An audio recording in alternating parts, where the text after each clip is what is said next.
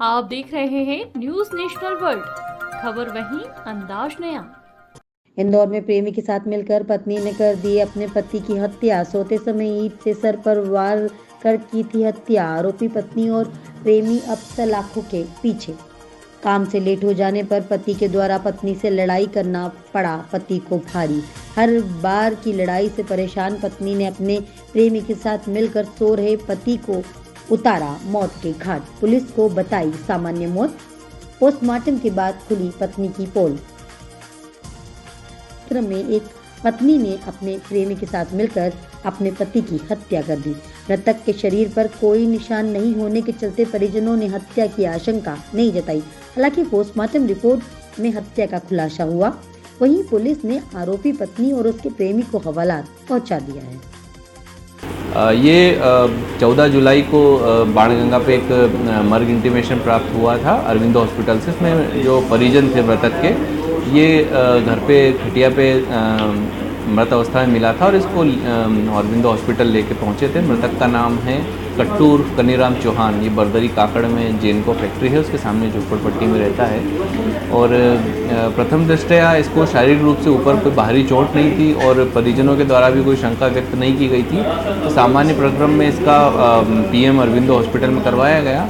जब मृतक की पीएम रिपोर्ट प्राप्त हुई तो पीएम रिपोर्ट में मृत्यु के कारण में इसको हेड इंजरी और मल्टीपल फ्रैक्चर से होना पाया गया। उक्त आधार पर संदेह व्यक्त हुआ कि किसी के द्वारा इसको सिर में चोट पहुंचाई गई है।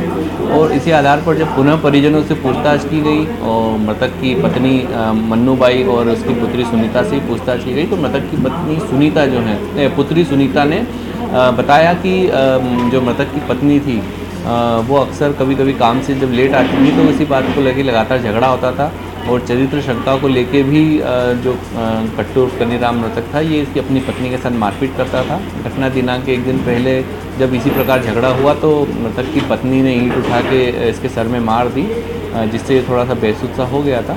और अगले दिन करीब 12-1 बजे जब ये खटिया पे सो रहा था तो उसी टाइम मृतक की पत्नी मन्नूबाई और उसका प्रेमी बबलू दोनों ने मिल के इसको पुनः सर पे ईंट से मारी और इस प्रकार इसकी हत्या कर दी। उक्त आधार पे धारा 302 आईपीसी के अंतर्गत प्रकरण पंजीबद्ध किए गए हैं।